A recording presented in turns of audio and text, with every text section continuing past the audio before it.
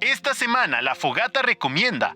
Walter Gilman es un estudiante de matemáticas de la Universidad de Miskatonic en el pueblo de Arkham, quien renta un cuarto en la que fue la casa de Keziah Mason, una bruja que logró escapar de los juicios de Salem mediante el viaje interdimensional y trazos de líneas en las paredes.